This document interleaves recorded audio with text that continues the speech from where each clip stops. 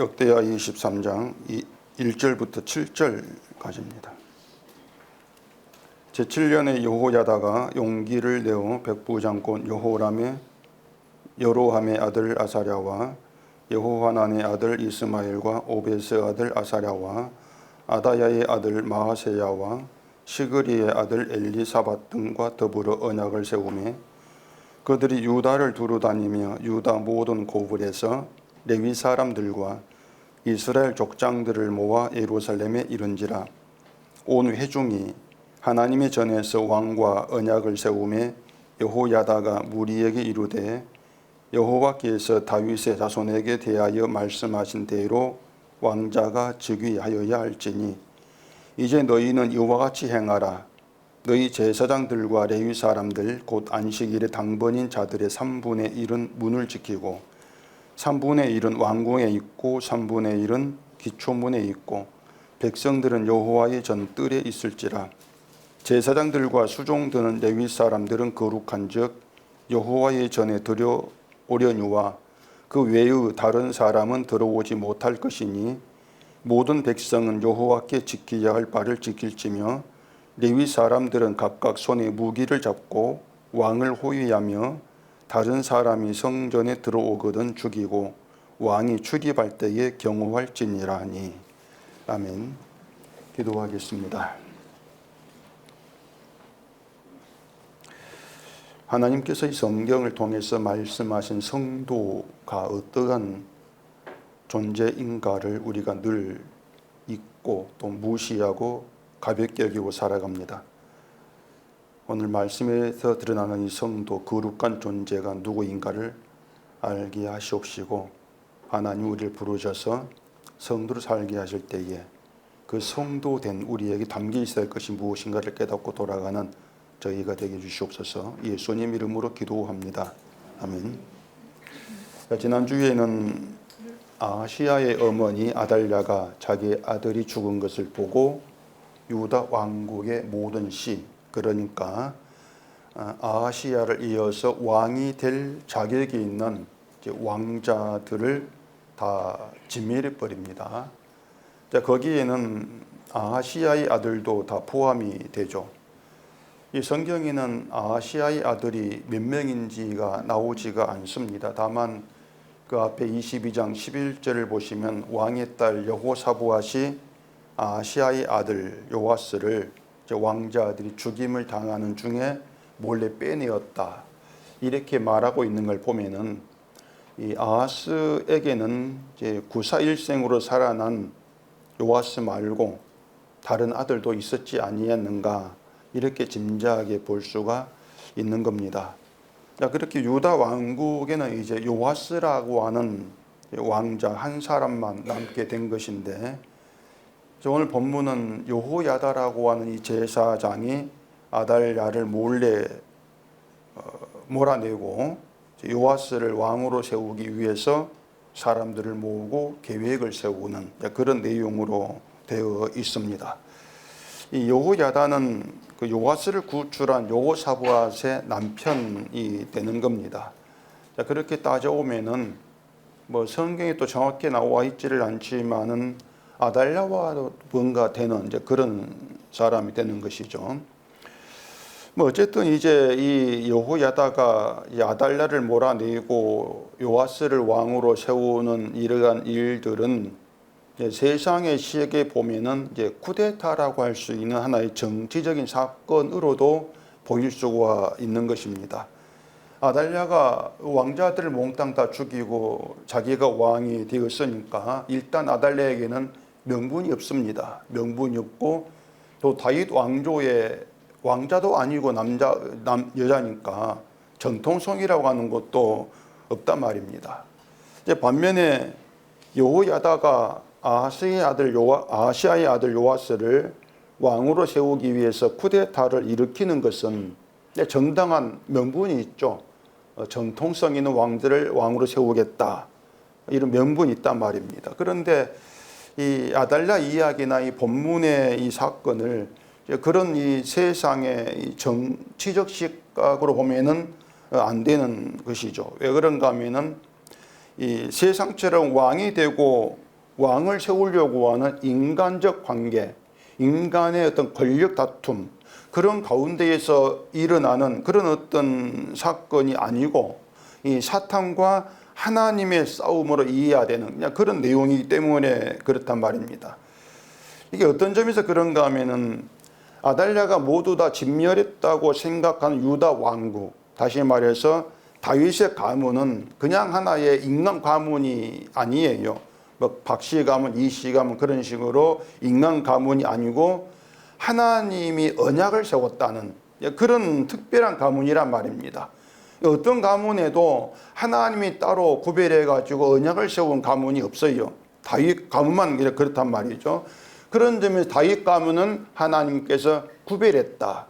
이런 점의 특별성이 있기 때문에 이제 그런 그 다윗 가문을 아달랴가 진멸하려고 했던 것이죠. 근데 그게 이제 오아스라는 사람이 나무문에 의해서 진멸당하지 않게 된 것이고, 이제 그런 이 배경들이 있기 때문에 이런 가운데에서 결국 언약을 해방하려고 한 사탄의 계략, 그리고 언약을 세운 하나님의 일, 그런 측면에서 사탄과 하나님의 싸움, 이렇게 볼 내용이라고 하는 것입니다.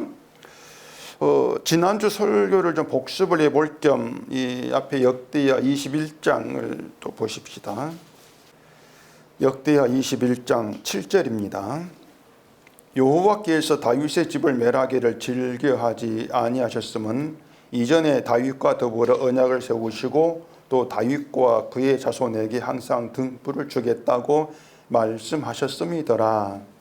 이 구절은 제가 뭐 여러 번 이제 우리가 들어본 내용인데, 여호람이 아달랴를 아내로 맞이한 뒤로 이 여호람이 아합의 집과 같이 하였다, 이렇게 얘기를 한단 말입니다. 여호람도 이제 아달랴의 꼬임에 빠진 것이죠.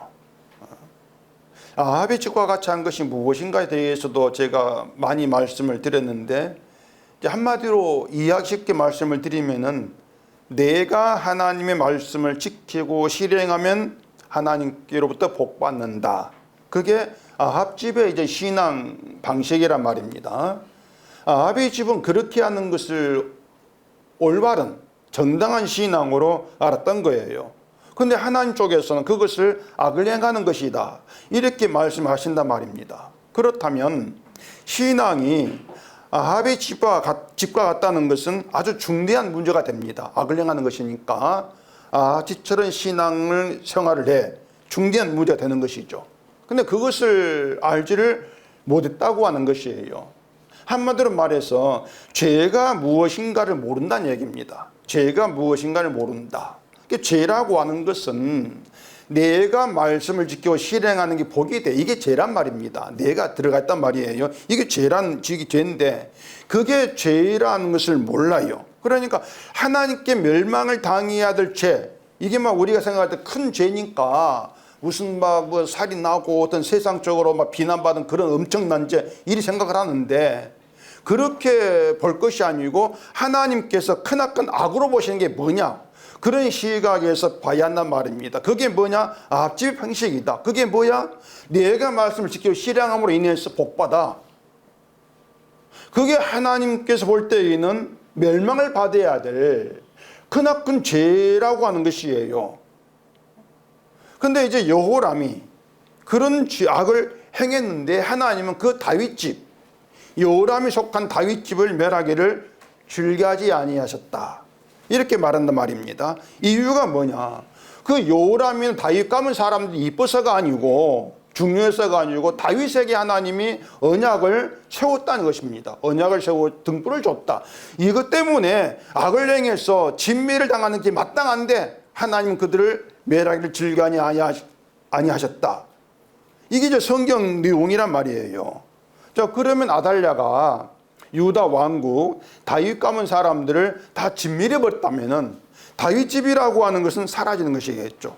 다윗 가문 사라진단 말입니다. 그럼 다윗 가문 사라지면 다윗과 그의 자손에게 등불을 주겠다고 하신 말씀도 지켜질 수 없게 되는 것이에요.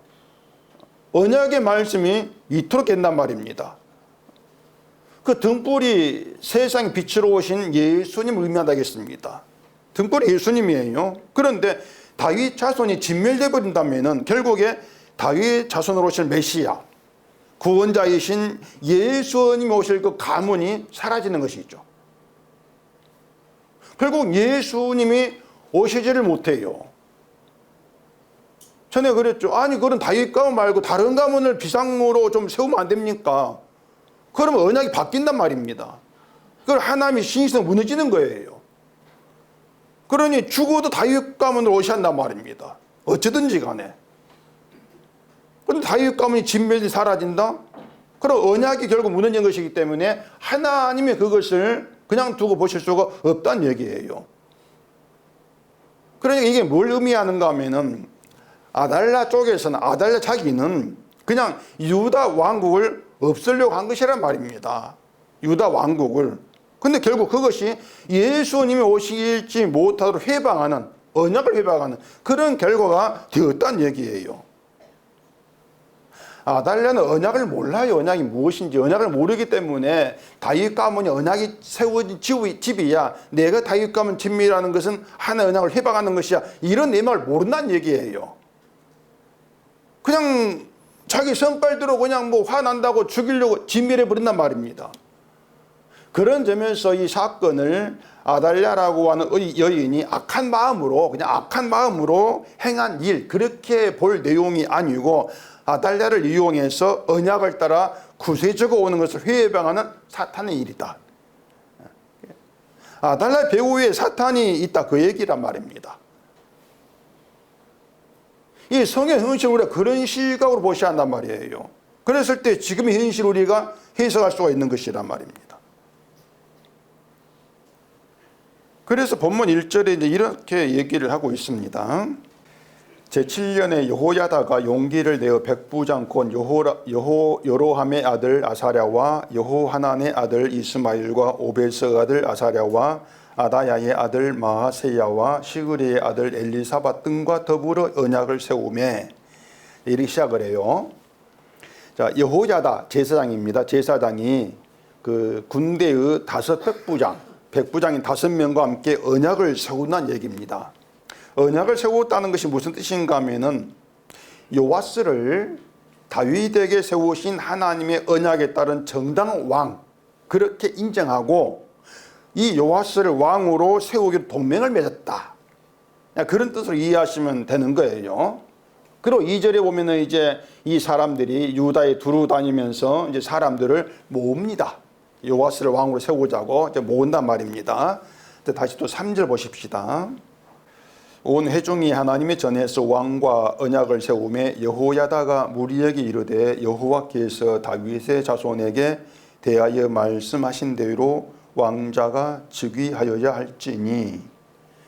자, 이 회중들, 요아스를 왕으로 세우기로 이제 그 동맹을 맺은 그 회중들, 또 사람들이 성전에서 왕과 언약을 세운단 말입니다. 여기 왕은 요아스를 얘기해요. 아직 왕이 안 됐습니다. 왕이 안 되었는데 왕으로 간주를 하고 있는 것이죠. 그런데 이제 왕과 언약을 세웠다는 것은 그 언약이라고 하는 것이 우리가 당신을 왕으로 만들어주면 우리를 공신으로 세워서 그에 합당한 대우를 해달라, 그렇게 약속을 하자, 그런 언약이 아니죠. 여기서 말한 언약은 하나님이 다윗의 집, 당신의 가문에 세운 언약에 따라서 당신을 왕으로 세우겠다고 하는 것입니다. 뭐 요아스가 왕이 되면 정치를 뭐 잘해서 나라를 부유하게 만들 수 있다는 그런 어떤 확신이 있어가지고 아달랴에게 반역을 하는 것이 아니라고 하는 것이에요. 여호야다가 성전에 모인 무리들에게 한 말이 여호와께서 다윗 자손에게 대하여 말씀한 대로 왕자가 즉위하여야 할지니, 하나님 말씀대로 요아스가 왕이 돼야 돼, 이렇게 제사장이 얘기한단 말입니다. 요아스가 왕이 되어서 유다 왕국이 다윗 가문이 계속 되어야만이 그 다윗의 집에 항상 등불을 주겠다고 하신 하나님 말씀이, 그 말씀이 자신들이 계속 함께 할 수가 있어. 그걸 여호야다가 안 거예요. 이게 언약에 대한 시각이란 말입니다. 여러분 어렵습니까? 언약을 모르면 이 내용이 이해가 안 되는 거예요. 아니, 다윗 가문이 뭐고 언약이 뭐고 등불이 뭔데? 우리가 하나님 잘 믿고 잘 살면 되잖아. 그럼 끝이란 말입니다. 복잡할 게 없는 거예요. 언약을 모르면은. 근데 언약을 알게 되면은 그런 것들이 모두가 다 악을 행하는 것이고 진멸당해야 될 아합 집의 그 신앙 방식, 거짓된 거, 이게 보인다는 얘기입니다. 그래 여호야다가 제사장으로서 언약을 아는 사람으로 이게 보이는 거죠. 그러니 자기들 유다를 위해서 다윗 가문 요아스를 왕으로 세워야 돼. 그게 여호야다의 이제 쿠데타를 일으키는 하나의 동기, 정통성, 이렇게 얘기할 수가 있는 거죠. 그렇게 언약을 안다는 것이 아합집과 다른 신앙으로 나온단 말입니다. 믿음의 의미가 달라요. 신앙이 달라요. 언약을 안다고 하는 것이. 아합집의 신앙에는 인간이 들어가 있는데 지금은 여호야다가 언약을 아는 가운데에서 아는 것 신앙이라고 하는 것은 인간이 들어가지 않습니다. 인간이 들어가 있지 않고 언약의 중심에 꼿꼿이 서 있는 그런 신앙이에요. 언약만 들어있어요. 인간은 빠져 있고. 그 언약 때문에 요아스를 왕으로 세우는 거죠. 나라의 장래, 운명, 이건 여호야다 관심이 아닌 거예요. 이 요아스가 왕이 될 나이가 7살입니다. 7살. 이 7살 어린 얘가 무슨 힘이 있어가지고 나라를 제대로 다스리겠습니까? 아무것도 모르는 어린 양을 이용해서 권력을 차지하려고 하는 그런 사람들이 왕이 주변에 모이겠죠. 막 비서실장 되면서 권력을 얻으려고 하는. 결국 7살 나이 어린아이가 왕이 되면은 이 나라가 오히려 큰 혼란과 위기에 빠질 위험이 굉장히 크단 말입니다. 그러면 나라의 어떤 장래를 생각하면은 요아스 왕 세우면 안 되는 거. 차라리 아달랴 여왕이 더 낫겠죠. 아달랴가 유다 가문 집을 다 진멸했지만은 그 내용 보면은 폭정을 해가지고 나라를 막 흔들고 사람 다 죽이고 이런 내용이 안 나와요. 그냥 유인 다스리 이렇게 나오지. 그러니 어떤 세상 시각 보면은 요아스는 사실은 세우면 안 되죠. 옛날 조선시대처럼 아니야 우리는 이씨 가문만 왕이 돼야 돼. 정통성이 따져가지고 나 이런 막 세우는 이게 아니란 말입니다. 근데 지금 여호야다는 7살 그런 조건 생각지 않고 언약만 생각해요. 언약만. 인간 그건 나라의 장래 생각하지 않고. 이것이 아합의 집과 다른 신앙이라고 말씀을 드렸는데 아합집의 신앙을 간단히 다시 말씀을 드리자면은 인간이 들어간다. 그렇게 이해하면 가장 쉽습니다. 인간이 들어간다. 인간이 들어가 인간이 조건이 되기 때문에 인간이 잘 하지 않으면 안 되는 거예요. 그럼 그런 신앙에서는 만약에 요아스가 왕이 된다? 안 하겠죠. 요아스가 왕이 나라가 위태로울 수가 있어. 어떻게 저 사람이 저 어린애 우리를 이끌어갈 수가 있어? 안 돼. 이렇게 나올 거란 말입니다. 근데 언약의 시각에서는 다른 것이죠.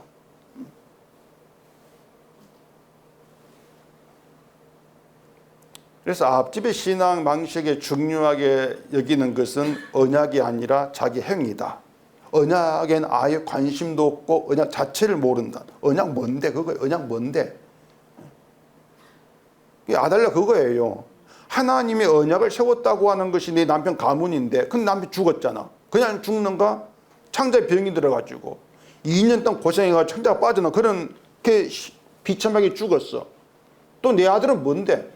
내 아들은 아니 요람한테 문명 갔다가 거기서 예후에 죽지 않습니까? 결국 반발이 없을 수 없다는 얘기입니다.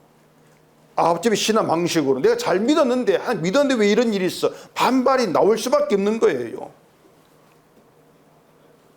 그래서 아달랴가 유다 가문을 진멸해버린 거예요. 필요 없어. 이 유다 가문 언약 필요 없어. 그거란 말입니다. 그렇게 아합집의 신앙은 땅의 일, 세상 일에 관심을 두는 거예요. 하나님께 제사하면서 잘 섬기면 이 세상에서 나의 일이 잘 된다는 그런 식의 믿음, 지금 현대교회 믿음과 같은 것처럼 말입니다. 그러니까 내가 잘 되는 거예요. 이게 믿음 목적이고 이유로 자리한단 말입니다. 아달랴는 그것을 바른 신앙으로 알았기 때문에 남편이 비참하게 죽는 것이나 아들이 죽는 거 용납이 안 되는 거예요. 이게 하나님의 일이야? 용납이 안 되는 것입니다. 그래서 우리가 아달랴와 다르다, 그렇게 쉽게 생각할 문제가 아니란 말씀을 드린 것입니다. 우리 역시도 아달랴와 똑같은 사고방식, 그런 정신으로 살고 있기 때문에 그래요. 하나님 믿는다고 하는데 늘 우리는 나에 대한 관심에서 한순간도 벗어난 적이 없습니다. 믿음은 그냥 형식일 뿐이고 현실은 늘 돈 아닙니까? 내 사정, 내 형편, 내 자식 문제, 이게 우리 현실이지 않습니까? 그러니까 그런 가운데 그러면서 내가 예수를 믿는다, 그런 말을 할 수 없단 말입니다. 그러니까 그런 우리가 예수님 믿는 믿음이 가능하다면 언약 필요 없다는 얘기예요. 잘 믿으면 되니까. 근데 그런 우리의 현실에서는 믿음이 가능하지 않다는 얘기입니다. 그러니 언약을 세웠다는 우리의 유일의 희망으로 다가오게 되어진다는 얘기예요. 내가 빠져야 되고, 이게 성경이 이야기한단 말입니다.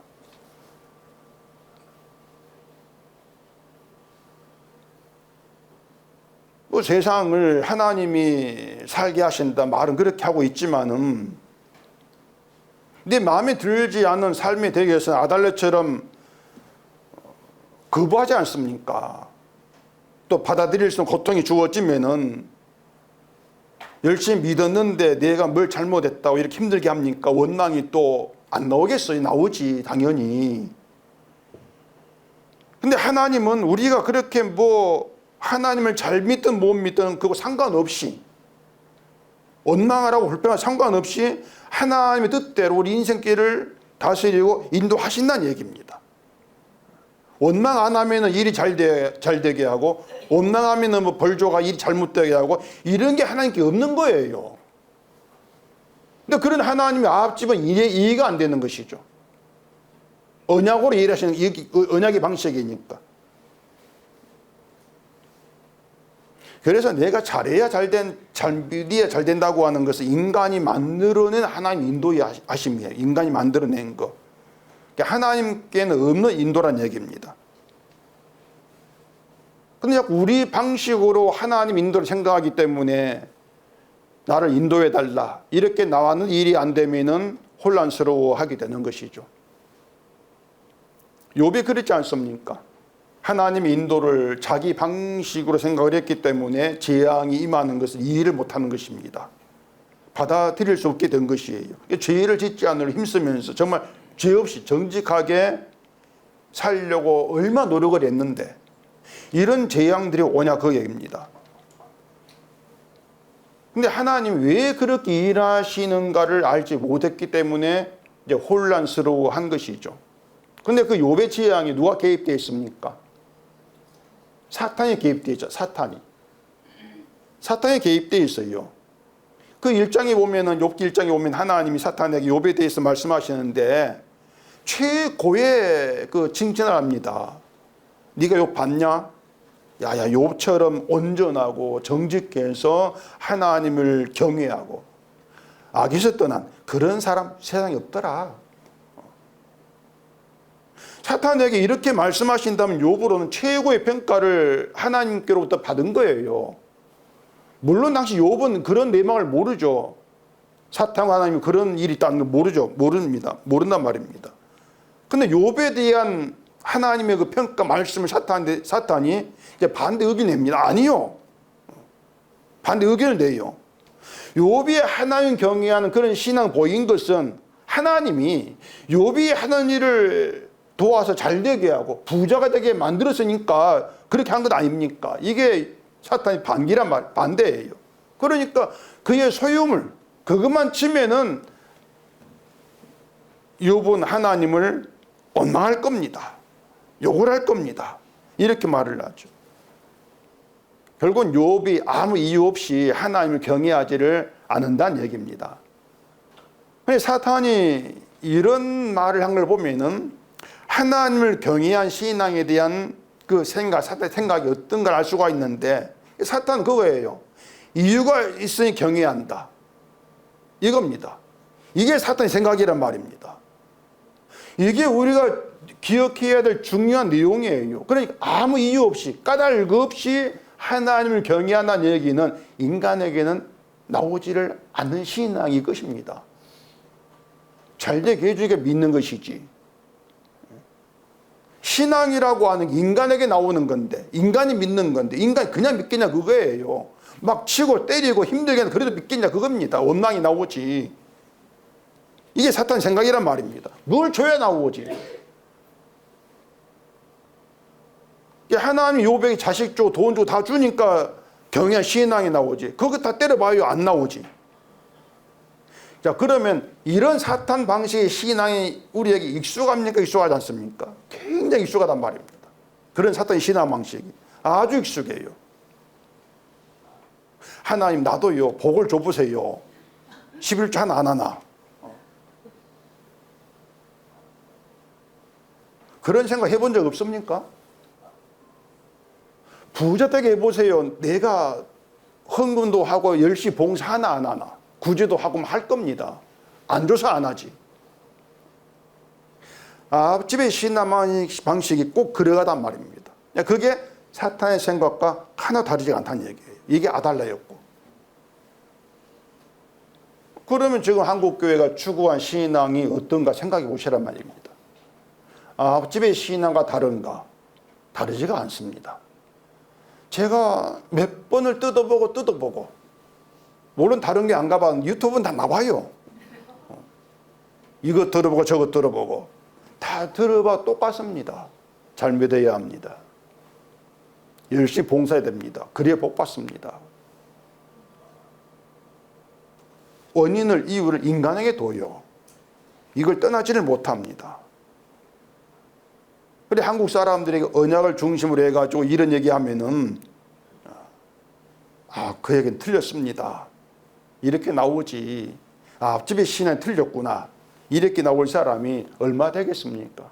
희박할 거예요. 정말 희박합니다.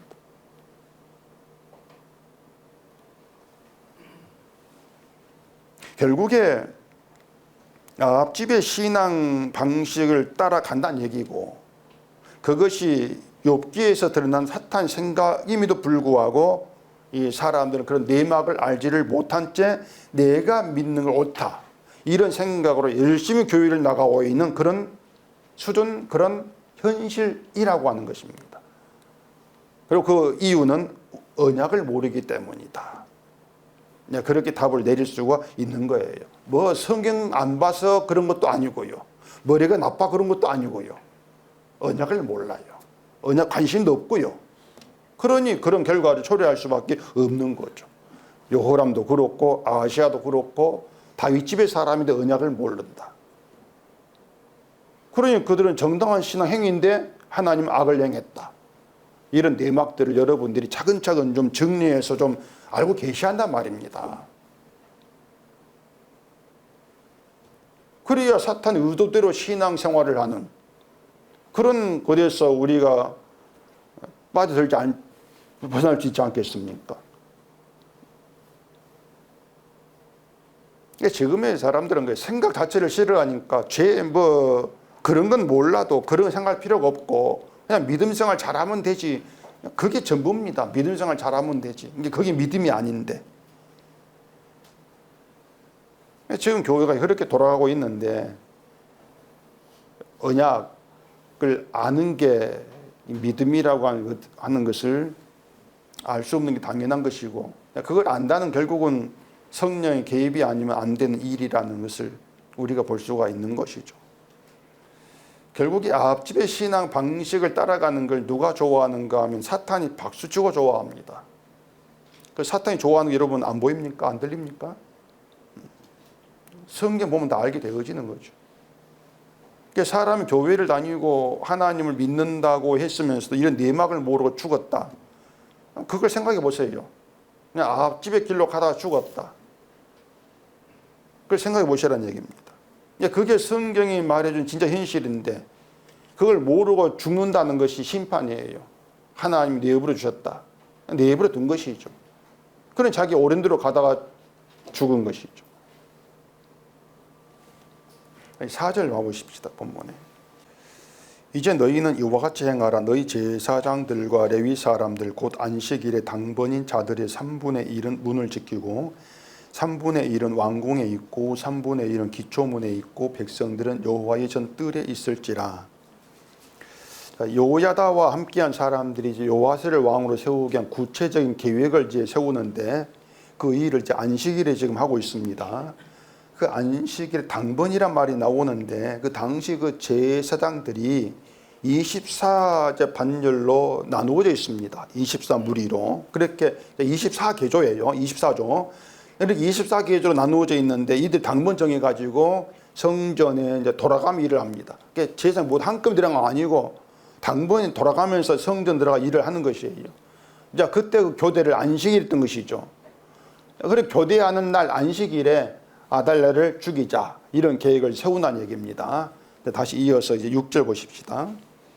제사장들과 수종드는 레위 사람들은 거룩한즉 여호와의 전에 들어오려니와 그 외의 다른 사람은 들어오지 못할 것이니 모든 백성은 여호와께 지켜야 할 바를 지킬지며 레위 사람들은 각각 손에 무기를 잡고 왕을 호위하며 다른 사람이 성전에 들어오거든 죽이고 왕이 출입할 때에 경호할지니라 하니. 자, 거기 그 7절에 보면 왕이란 말이 나와요. 그 앞에 3절에서도 온 회중이 여호와의 전에 모여서 왕과 언약을 세웠다. 이렇게 왕이란 말이 나왔지 않습니까? 그 왕은 요아스라겠습니다. 근데 아직 요아스가 왕이 안 됐습니다. 왕이 안 됐잖아요.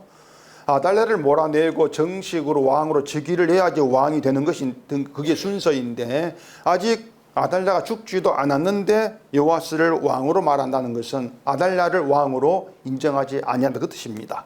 그 말은 유다인 지금 왕이 없어 그거예요. 왕이 없어 그런 뜻이 된단 말입니다. 이 아달랴는 그게 아니었죠. 아달랴는 왕이 될 왕자를 죽여버리고 자기가 유다를 다스리면 그게 왕이 되는 것으로 알았던 거예요. 아무나 나라를 차지하면 된다는 얘기죠. 그냥 권력 가지면 되고 그 나라를 내가 다스리는 왕이 돼. 이게 아달랴 생각이란 말입니다. 근데 그 아달랴의 왕에 대한 그 생각이 북쪽 이스라엘의 시각이에요. 북쪽 이스라엘. 자, 그 북이스라엘의 왕이 여로보암으로 시작합니다. 근데 여로보암이 다윗 가문 사람이 아니에요. 르호보암에게 반역해가지고 따로 10지파를 떼어서 자기가 왕이 된 게 북쪽 이스라엘이란 말입니다. 그러니까 이 여로보암은 유다의 이스라엘 왕, 다윗 가문의 왕이 된다고 하는 것이 무슨 의미이고 왕의 역할이 뭔가에 대한 생각이 없이 내가 왕만 되면 돼 그런 생각이었죠. 왕만 되면 돼. 권력만 가지면 돼. 이게 북쪽 이스라엘 왕이란 말입니다. 세상 왕도 그렇지 않습니까? 왕이라고 한 권력을 가지고 나를 다스리는 자. 이게 왕의 의미란 얘기예요. 그런데 하나님께서 말씀은 왕의 의미는 다릅니다. 역할이. 그러니까 유다의 왕과 이스라엘의 왕이 다르다는 얘기예요. 제가 좀 복잡해서 얘기를 안 하고 넘어가려고 했는데 이걸 얘기 안 하면은 찝찝해서 좀 말씀을 좀 드려야 되겠습니다. 신명기 17장을 찾아보십시다. 이 왕이 뭔가를 모르면 또 얘기가 안 돼요. 언약에 대한 얘기가. 신명기 17장 18절입니다. 그가 왕위에 오르거든 이 율법서의 등사본을 레위 사람 제사장 앞에서 책에 기록하여 평생에 자기 옆에 두고 읽어 그의 하나님 여호와 경외하기를 배우며 이 율법의 모든 말과 이 규례를 지켜 행할 것이라. 그리하면 그의 마음이 그의 형제 위에 교만하지 아니하고 이 명령에서 떠나 좌로나 우로나 치우치지 아니하리니 이스라엘 중에서 그와 그의 자손이 왕위에 있는 날이 장구하리라. 이 하나님이 이제 모세에게 하신 말씀인데 무슨 말이냐면 이스라엘이 약속의 땅에 들어가면은 분명히 자기들도 이방 나라처럼 왕을 세워달라고 요구할 것이다. 이걸 하나님께서 미리 아신 거예요. 미리 아시고 지금 이 말씀을 하시는 것인데 그 읽은 신명기 17장 앞에 그 18절 앞에 오면은 이제 약속의 땅에 왕이 되면은 병마를 많이 두지 말라고 하고 아내를 많이 두지 말라고 하고 은금을 많이 쌓지 말아라 이런 말도 있습니다. 왕이 되면은 그 모든 게 뭐냐? 왕이 되면은 그 병마를 많이 두고 아내를 많이 두고 은금을 많이 쌓고 이게 뭐냐면 왕이 권력을 이용해 가지고 자기를 위해서 뭔가 싼 자기의 어떤 그 성에 자기 나라예요. 병마를 많이 둔다 강해지는 나라죠. 아내를 많이 둔다 자기 왕권에 대한 어떤 권력으로 인한 자기 즐거움이지 않습니까? 은을 많이 쌓는다 부자 되는 것이죠. 이게 세상 왕이란 말입니다. 이 왕을 백성의 위에서 백성을 다스리는 또 백성 왕을 위해 일해야 되는 하나의 권력 이렇게 여겼던 것이란 말입니다. 그렇게 왕을 생각하지 말란 얘기 하나님은. 왕을 그런 권력의 자리, 힘의 자리로 바라보는 것은 하나님이 이스라엘의 왕이 되어 다스리는 것을 무시하는 그런 쪽에 해당이 된단 말입니다. 무슨 말이냐면 자 하나님이 우리의 왕이십니다. 이렇게들 얘기합니다. 그 얘기는 하나님이 왕이시라고 하는 건 하나님께서 날 다스린다. 그 뜻이 아니니까 하나님께서 권위를 가지고 우리를 다스린다. 그럼 이스라엘 왕이라고 하는 것은 다스리는 것이 아니에요. 하나님이 다스리니까. 하나님이 다스리고 왕도 다스리고. 그러면 왕이 둘이지 않습니까? 그런 왕이 아니란 얘기입니다. 왕은 왕인데 왕이 아니다. 권력을 다스리는 그런 왕이 아니다. 그런 걸 얘기하는 것이에요. 그러니까 이 왕이 되어가지고 내가 권력을 다스리겠다 이것은 하나님을 다스린다는 것을 무시하는 여기에 해당한단 말입니다. 하나님 우리 왕이라는 것을 무시하는 그런 왕이라고 하는 것이죠. 그런데 이스라엘이 약속의 땅 들어가면은 하나님 왕이라고 하는 흔들리는 겁니다. 어떻게? 하나님 왕이라면 적어도 이방 나라 우리가 잘 돼야 돼. 하나님 다스리니까 우리가 잘 돼야 돼. 근데 아니란 얘기예요. 하나님 왕인데 왜 이방 나라 우리가 못해? 그러니까 우리도 왕을 세워줘. 왕을 세워가지고 왕을 통해 나라가 부강하게 되겠다. 도와달라. 근데 왕은 하나님 왕을 그렇게 허용하지를 않으신다는 얘기입니다. 신명기 말이 뭐냐면은 너희 왕은 평생에 율법서를 옆에 두고 읽는 자야. 그리고 하나님 경외하기를 배우고 율법의 모든 말을 지켜 행해야 되는 그게 너희 왕이야. 이렇게 말씀하는 거예요. 그렇게 하면 마음이 형제 위에 교만하지 아니한다는 얘기입니다. 형제 위에 교만한 얘기는 권력을 가진 것이죠. 권력을 가져가 내가 위에 있어. 그 뜻이란 말입니다. 그런 왕이 아니란 얘기는 율법서를 평생 읽으면은 그런 교만이 사라진다는 얘기입니다.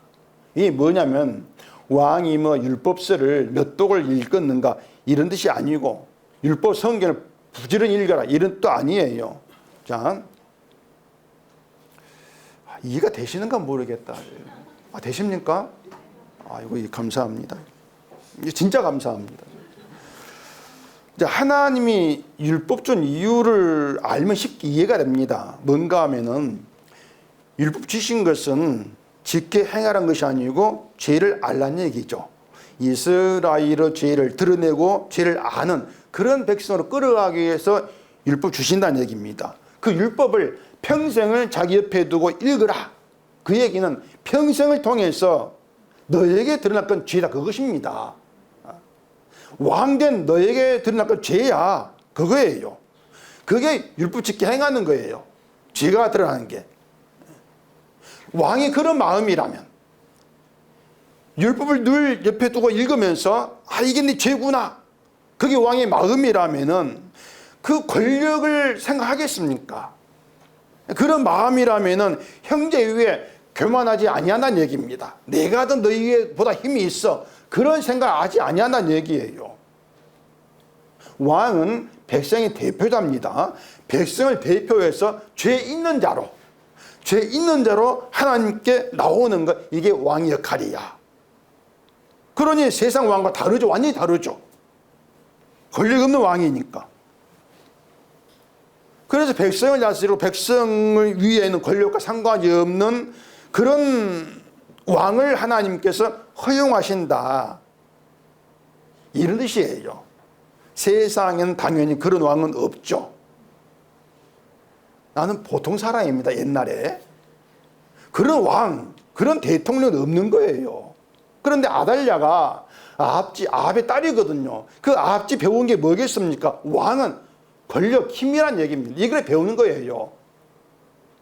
아합지 배운 게 백성을 다스리는 그런 왕의 권력을 아버지 아합에게서 보고 배웠을 것이고, 자기 남편도 자기 아들도 왕이 자리에 있는 것을 그런 힘으로, 권력으로 여겼을 것이란 말입니다. 그리고 왕은 백성 다스려가 잘 살게 좀 돼. 이런 마음이 형제들 위해서 교만한 그런 마음이었던 것이에요. 이런 성경 이야기를 듣고 있으면 그냥 딱딱 재미가 없습니다. 근데 지금 말씀드린 이 모든 것들이 지금 우리 현실입니다. 우리 현실을 그대로 담아가지고 보여주고 있습니다. 그래서 굉장히 중요한 내용이에요. 이 내용들이. 계시록 5장을 한번 찾아보십시오. 계시록 5장 9절입니다.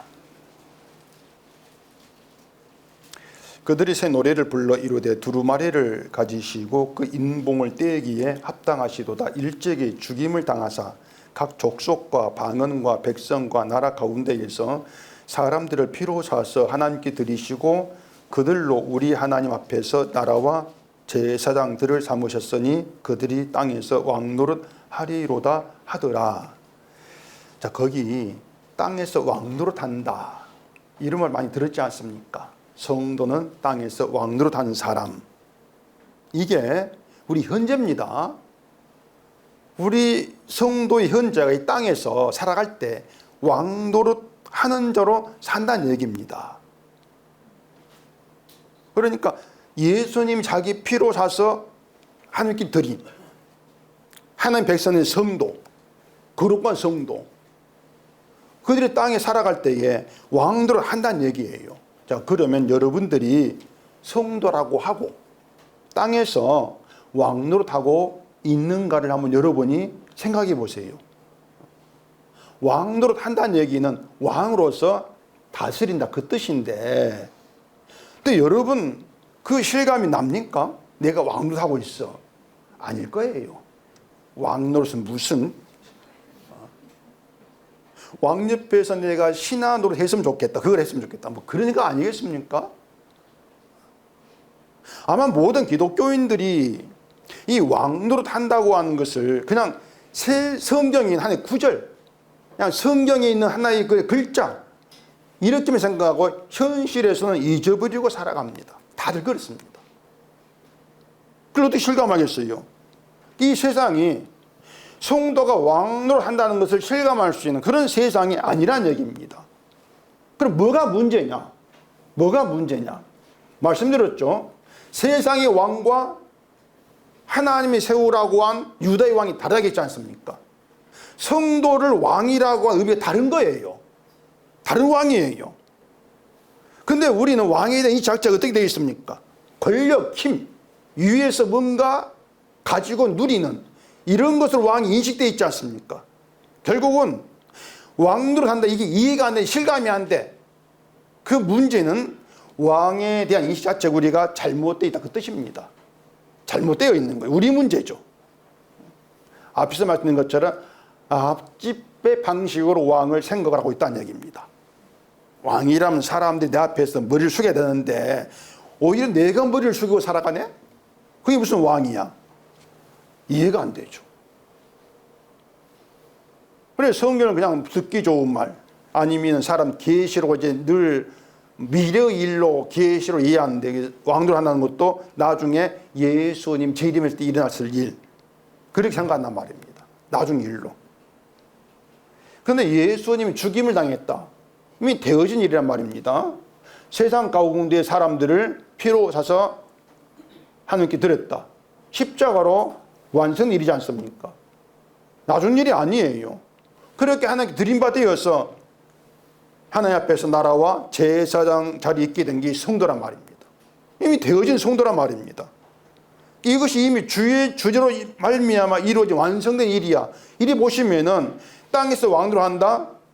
지금 현실입니다. 성도에게는 지금 현실인 것이죠. 그래서 왕에 대한 인식부터 고쳐야 되는데, 일단 왕은 잘난 사람이야. 다른 사람보다 위에 있고 모든 사람 그 앞에 고개를 숙여 가진 것도 많아. 그래서 모두가 부러워하는 게 왕이야. 이런 인식, 그게 사라져야 돼요.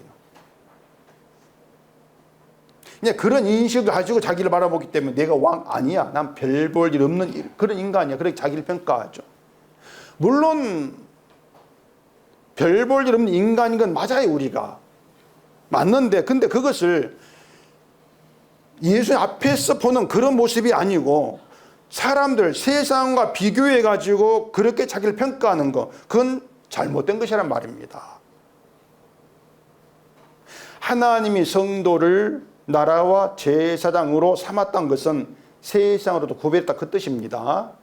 그게 성도예요. 세상으로 구별됐어. 구별이 거룩이에요. 그런 점에서 성도를 거룩한 자, 이렇게 말한단 말입니다. 나라는 왕국입니다. 왕국을 의미하는데 세상과 다른 나라, 다른 왕국을 삼았다는 얘기입니다. 그래, 세상에는 없는 게 그 왕국이 있는 것이죠. 세상에 없는 것이. 세상엔 돈이 가치고 권력이 힘인데, 왕국에는, 하나님이 삼은 나라에는 그런 돈, 그런 권력이 가치로 인정되지 않아요. 세상의 왕 시각으로 하나님의 나라 세우신 성도의 나라, 이걸 생각지를 마시라는 얘기입니다. 성도를 나라라고 하는 것은 주의 없는 주의 나라예요. 그렇기 때문에 이 세상 나라에는 가치 있게 평가되는 것이 주의 나라, 성도의 나라에는 다 의미 없다, 그 뜻이란 말입니다. 근데 우리가 이 땅을 살아가면서 늘 세상 것을 가치 있게 보지 않습니까? 그리 왕도로 하는 게 실감되겠단 말이에요. 모든 분이 우리에게 있단 말입니다. 우리가 잘못이라는 얘기예요. 하나님이 다윗과 그의 자손에게 항상 등불을 주겠다고 하신 것도 세상으로 구별입니다. 너희를 구별했어. 세상 누구에게 주지 않는 등불을 너희 다윗 집에게 주겠다. 다윗 집은 세상에는 없는 받은 거예요. 그게 예수란 말입니다. 우리식으로 말하면은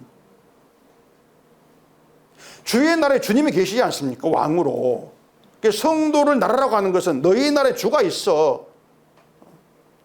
그게 바로 너희가 이 땅에 세상 사람 받지 못한 너희가 받은 것이야. 주가 내 가장 귀한 것이야. 이게 성경 이야기인데, 우리가 일단 살아가면서 주가 귀한 걸 몰라요. 말은 주가 귀하다고 하죠. 말은. 근데 말뿐이에요. 말뿐이란 말입니다. 살아가는 건 아니에요. 돈이 귀하지, 네 자식이 귀하지. 그러니 왕노를 우리가 어떻게 실감하니까 못하는 것이. 늘 내가 세상식으로 왕을 되려고 하는 것인데, 그 왕을 원하고 있는 것인데, 거룩을 모르고, 거룩도 필요 없어. 왜? 돈이 안 되니까. 내가 거룩과 사람 달리 앞에 고개 숙이냐, 그게 아니지 않습니까? 거룩 필요 없어. 아달레식으로. 그렇게 우리가 유다감을 진멸하고 있는 우리 스스로. 그런 꼴로 살아간다는 얘기예요. 그렇게 살지 말라는 얘기가 아니고 우리가 살고 있다 현실 좀 보자, 그 얘기입니다. 그래야만이 악을 행한 주 앞에 나올 수 있다는 얘기예요. 악을 행한 자로. 네 줄을 안단 말입니다. 그 율법을 평생 옆에 두고 사는 성도의 모습이라는 얘기예요. 쉽게 외우는 게 율법 두는 것이 아는 거, 죄를 아는 거.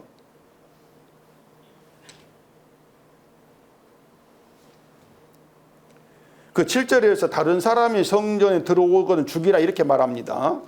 성전은 거룩한 곳인데, 그렇기 때문에 거룩한 자만 성전에 들어와라 허용하고, 거룩하지 않은 그런데 성이 못 들어와요. 죽여요.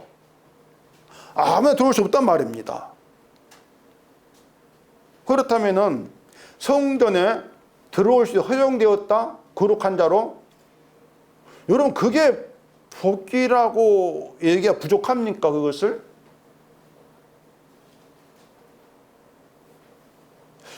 언젠가 TV 보니까 이상형 월드컵 해가지고 막 2개나 어느 거 선택이 이렇게 말하던데,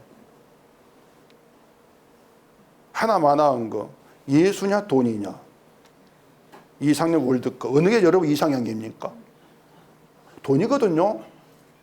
우리 이상형은 돈이에요. 예수님이다. 그렇게 말하지 말라는 얘기입니다. 나 뜨겁게. 다 아는데, 뻔히 알고 있는데.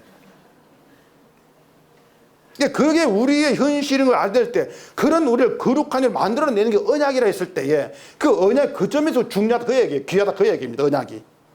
그 점에서. 그리고 언약의 가치라고 하는 거, 예수의 가치라고 하는 것은 내가 어떤 정도 인간인가 알아야 된다는 얘기예요. 그러라고 율법을 연평선 옆에 두고 읽어라. 그렇게 말씀하고 있다는 얘기입니다. 여호야다는 단순히 여자는 왕이 못 돼. 그래서 여호와 세우는 것이 아니고 다윗과 더불어 세우자 언약에 따라서 왕이 될 자. 언약을 따라서 언약을 세우고 있단 말입니다. 그러니까 여호야다의 중요한 언약이었어요. 하나님 언약을 세우고 언약도 일하신다. 그래서 언약대로 다윗의 집 자손이 왕이 되어야만이 그 왕을 통해서 유다 백성의 죄가 하나님 앞에서 용서되는 복을 누린다는 것을 여호야다가 알았던 것이죠. 우리가 이걸 생각하지 아니하면은 뭐 앞집이나 유다의 다윗집이나 뭐 똑같은 왕의 가문이지 이렇게 볼 거란 얘기입니다. 그게 아닌 것이에요. 왕 자체 의미 다르니까. 앞집에는 없는 게 유다집에 있어요. 등불. 그 차이. 그걸 우리가 놓치지를 말란 얘기입니다. 그러니까 우리가 이 땅에서 왕을 하는 게 뭔가 하면은 우리가 죄 가운데 자이지만은 우리에게는 예수님이 있어. 이게 왕노릇이란 말이에요. 그게 왕노릇이야. 이게 결국에는 성도라고 하는 건 나라 안에서만 이해되는 왕이 되는 것이죠. 모든 자가 왕이기 때문에 성도가. 근데 이제 여호람 아하시야는 유다의 왕이면서도 그런 왕대 언약을 이제 생각지를 못했던 것이죠. 등불의 위대함. 우리 가면 등불 이걸 몰랐기 때문에 세력이 너끈 이스라엘 연합해가지고 뭔가 해보려고 했던 그런 모습이 나왔다는 얘기예요. 그걸 악을 본다는 얘기, 악을 행하는 거 말씀하시는 것은 언약을 무시하니까, 언약을 회방하니까 이게 악이다. 이렇게 말씀하신 것이죠. 근데 그 다윗 집에 하신 말씀이 악을 행했는데 멸하기를 즐겨하지 아니하신다. 여러분 이걸 잘 생각해 보세요. 이것보다 더한 은혜, 더한 복이 있냐 말입니다. 멸하기를 즐겨 아니하신다. 지옥 가야 되는데 지옥 보내기를 하나님이 즐겨 않으신단 말입니다. 지옥 보내기를. 왜? 우리 때문이 아니고 우리를 피로 사신 예수님의 그 언약의 완성, 예수의 피 때문에 그게 현실이란 얘기예요. 언약의 완성자로 예수님 오셨고 예수님 불러내신 자가 성도이지 않습니까? 그 성도는 그렇게 예수 안에서 죄로운 심판을 받아야 될, 지옥 가야 될 자인데 지옥 가지 않냐고 천국으로 보낸 바 되는 놀라운 혜택을 누리고 있습니다. 그렇게 구별되어서 거룩한 성도로 살아가는 거예요. 그냥 이 땅에서 거룩한 성도로. 이게 왕노릇한 것이란 말입니다. 주의 나라의 왕노릇, 세상이 모르는 왕. 너희는 모르지. 나는 언약 가운데 살아가고 있어. 아니 목사님, 세상에 알아주지 않는 왕노릇 무슨 재미가 있습니까? 재미있으라고 왕노릇 하게 한 게 아니에요. 주님을 높이란 얘기지. 너희는 지옥 가, 난 천국 가. 약올라 죽겠지. 그게 아니고요. 그냥 너를 천국으로 보내는 그 주의 피의 그 위대함, 그 거룩함, 그 가치, 이걸 높이고 살아가. 그게 하나 뜻이란 말입니다.